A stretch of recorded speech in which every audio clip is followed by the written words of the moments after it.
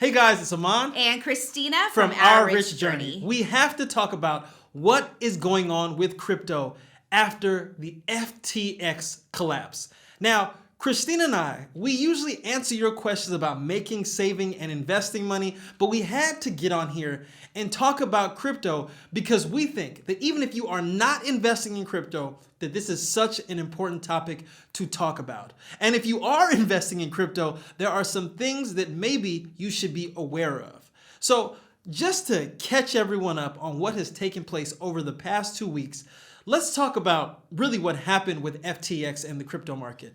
So FTX is a crypto exchange. In fact, it was the third largest crypto exchange at one point.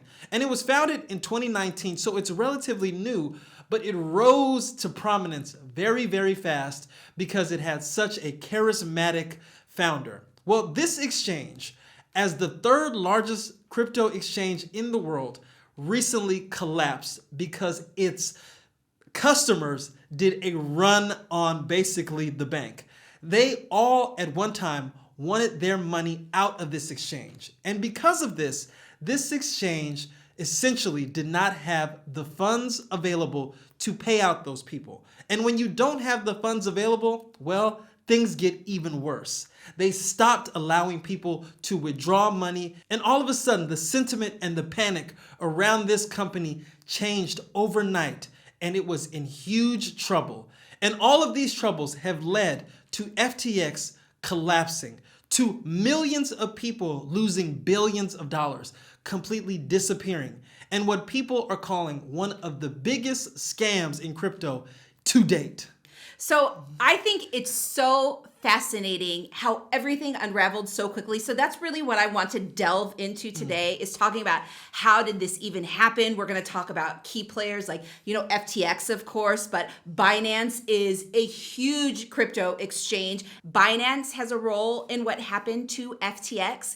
And when you're saying FTX collapsed, it's like, can you imagine having your money in an exchange and maybe your money was worth a lot of money because you're investing in all these different cryptos. And then all of a sudden you have no access to that money at all. And very possibly you will never get that money, any of that money. And so that's what I find so fascinating because when people are investing in these exchanges, in these cryptos, this is what ultimately happened. This is the third largest crypto exchange in the world. And you know what? This is what is so scary about it, is that it was so large, but it fell so fast. You know what comes to mind? It would be like Fidelity or Charles Schwab all of a sudden failing, and your money was at that brokerage, right? That means you cannot access maybe your retirement account, the money that you had planned to use to achieve financial independence.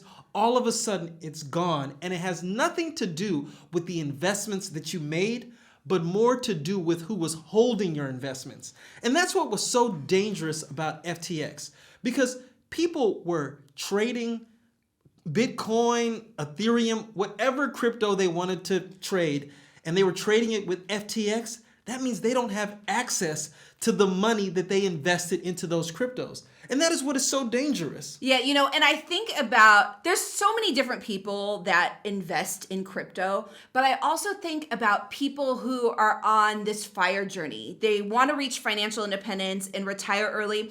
And sometimes we hear from people about, they feel like they're starting late. They feel like they've started too late. What can they do to really grow their money?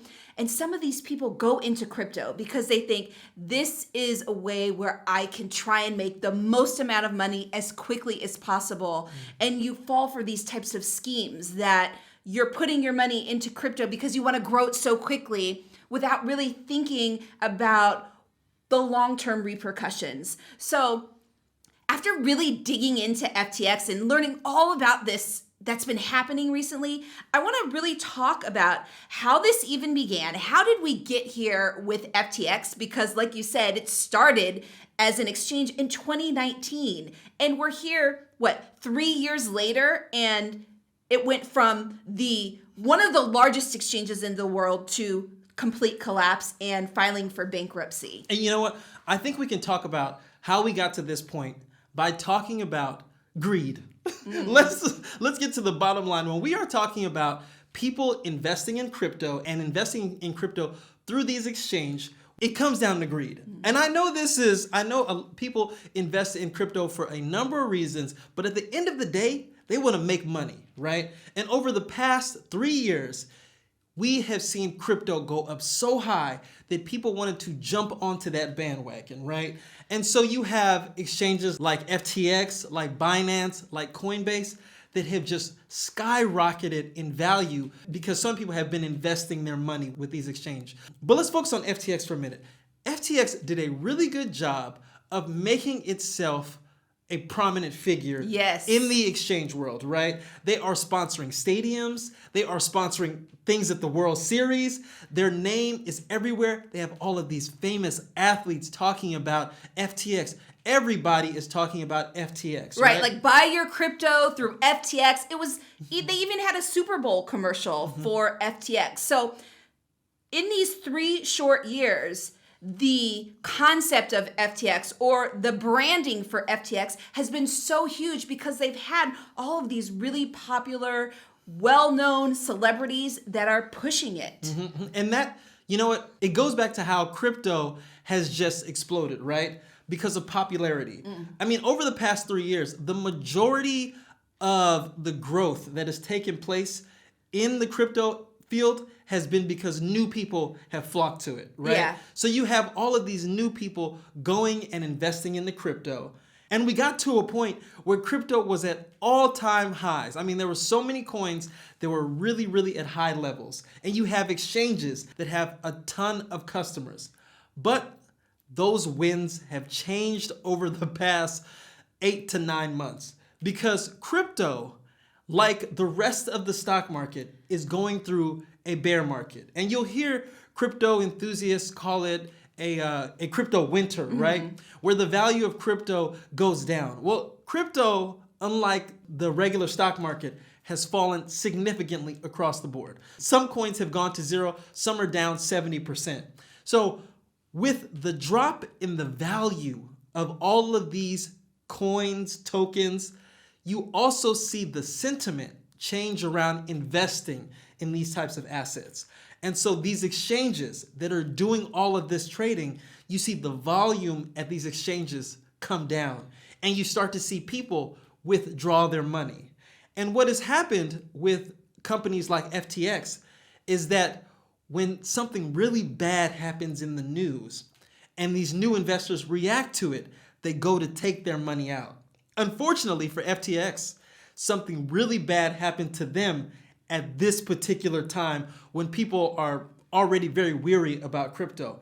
And it created a chain of events that led to this collapse. Yeah. So you're talking about when people start wanting to take their money out of these exchanges, right? You said people, but let's slow it down a bit and let's talk about one specific individual rather than people in general, because I want to talk about the triggering point that really set off this cascade of downfalls for FTX, right? So FTX has all of these people that are investing in crypto through this exchange, right? Now, one of these investors includes the founder of Binance, and he also coincidentally owns a significant amount of FTX tokens. Yes, and this is, I mean, it just sounds like a Ponzi scheme once you really start to dig into this. So FTX, the exchange, also has their own token, right? And they've used this token to take in additional funds to grow their company, right? So this whole thing can get really, really complicated. But the bottom line is that FTX had a token that others could invest in. And the Binance CEO, he was also an investor in this FTX token. So he decided at some point that it was too risky to own this FTX token and decided to sell it. And he made that public, right? And so there were a lot of things that were allegedly taking place with FTX and their token and customer funds that made a lot of investors uncomfortable about investing in FTX, investing with FTX, and also owning the FTX coin. Right. So we have this major owner of this FTX coin, which is the CEO of Binance, saying publicly, I am selling all of this token, right? I'm getting out of it. It doesn't sit well with me. He makes this public.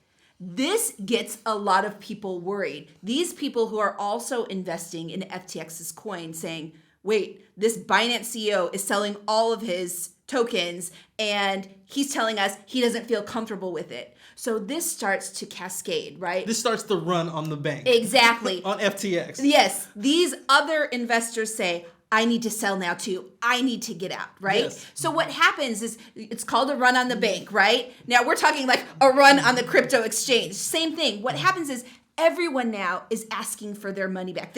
Not their money back. They're trying to sell this token and get their money from the token, right? Everyone's doing this at the same time. When you have so many investors trying to get their money to sell their token, get their money back at the same time, that means FTX, the exchange, has to have enough money in reserves or whatever, wherever their money is, they have to have enough money to pay out all of these investors at the same time. And this was the downfall. This is basic financial rules, right? If you are a bank, if you are an exchange, if you are Vanguard, if you are Charles Schwab, if you are Bank of America, you're supposed to have a certain amount of money available to pay out to your customers. The problem with a lot of these crypto exchanges is they don't play by the same rules. They're not regulated in the same fashion. So no one knows exactly how much money they have available to pay out to their customers. And so there's also kind of a lack of confidence when something like this takes place, right? When people are making this run, they don't know if they're really going to be the last person left holding the bag and not able to get their money. And so it creates even more chaos. You wouldn't have this type of chaos if you were going to withdraw your money from a bank because there's certain securities in place that would kind of calm people down. But people don't have that same backing. They don't have that same security with the exchanges. Right. So let's talk about, if people put money into FTX's exchange, for example, why can't FTX just give that money back, pay that money back out, right? So the problem here is that there's relatively or to absolutely no regulation over what happens when they take people's money when they're going to invest with these different cryptos, right? So what could happen, and we don't know, FTX has filed for bankruptcy, so some of the inner workings of FTX will become more public. But what could potentially happen, and there's allegations of this, is that FTX takes this money in from investors. They use this money to make other types of investments into their coin or into other coins. And now when their coin drops in value significantly, when the other cryptos are doing really, really poorly, all that money from those investors, they're not just holding it in this little safety deposit box. They've invested it in other places, in other areas that are significantly low at the moment. And so when people want their money back, they don't have the funds in order to pay those customers back. Yes. Again, these are just allegations. We don't know if these are facts yet, but there's ongoing allegations that FTX was betting with people's money, essentially. They were betting on other cryptos. They were betting on their own coins, that those values would go up and that they would be able to pay back those investors, and there wouldn't be this issue of not being able to support the exchange. And, maybe that worked in the past, right? Maybe crypto was always that is not the case anymore, right? At times like this, when we're talking about economic recessions, when we're talking about people getting tighter, higher interest rates. I mean, me and you have talked about this before when we talk about crypto. When times are good, everyone wants to invest in crypto. But when things get tight, people want their money out.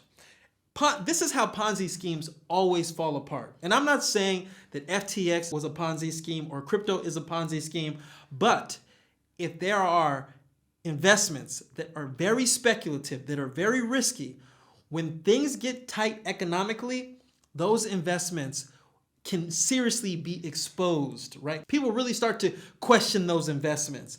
And I think this brings us to the point where we should be talking about the future of crypto, right? Now, people really need to recognize that there's a difference between an exchange and what has happened with FTX and the cryptos that are sold at these exchanges or that people hold in their own personal wallets on their computer, wherever the case may be. There's a difference, but they are certainly intertwined. And so when the public is just now starting to understand crypto, right? They're just now starting to understand the power of it or the weakness of it, how to buy or trade it, and they see something like this take place. They see this uncertainty. They see things that look very fraudulent. It hurts the entire industry.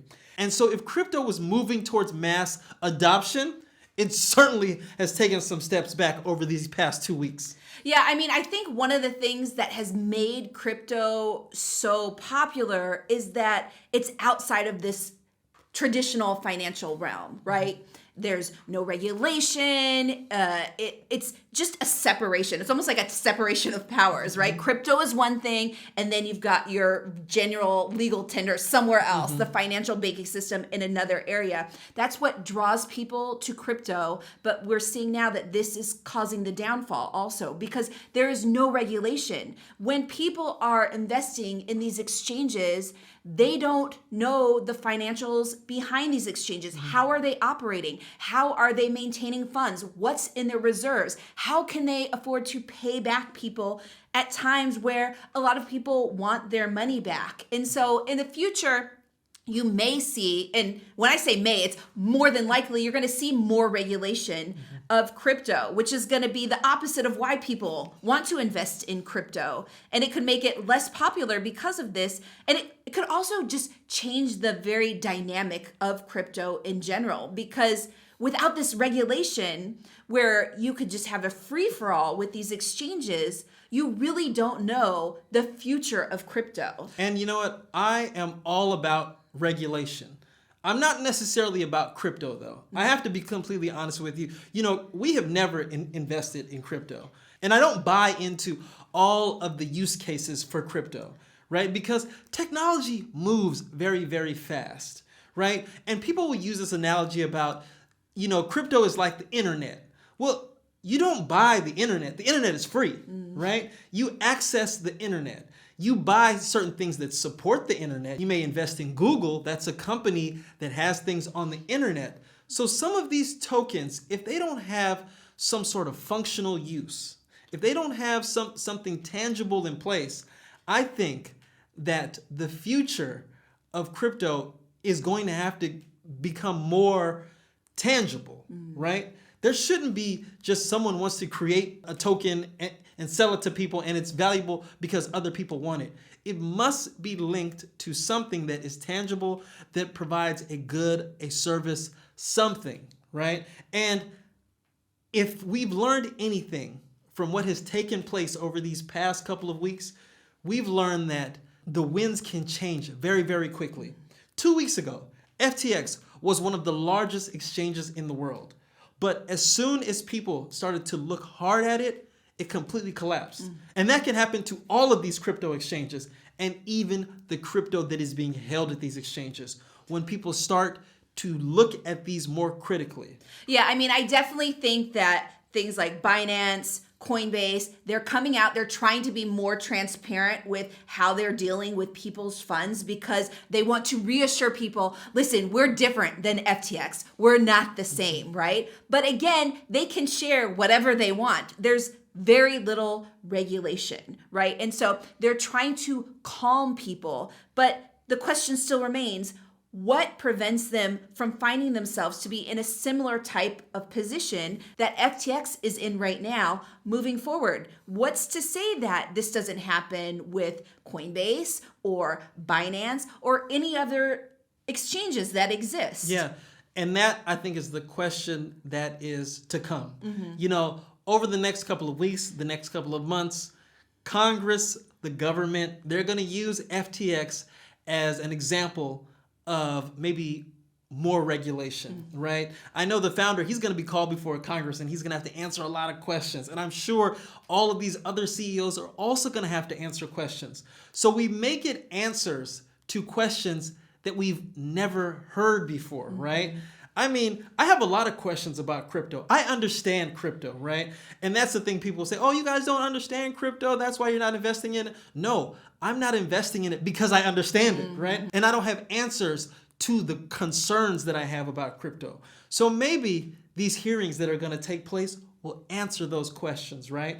And then people will feel more confident about investing in it. Or maybe they'll feel less confident. Or maybe they'll feel less confident. That is to come. Right? Yeah, I mean, I think also, just in general, because our channel is all about financial independence and retiring early, and this concept of FIRE, financial independence and retiring early, is that once you retire, your portfolio, your investments are supposed to last you a lifetime. They're supposed to pay your expenses for the rest of your entire life. And so I just encourage people that are looking for ways to try and make quick money because maybe they started late. It could really be a significant setback if you're trying to get into speculative investments. And it could be with crypto, it could be any type of investment that is really speculative, that you really don't understand the workings, the management behind it.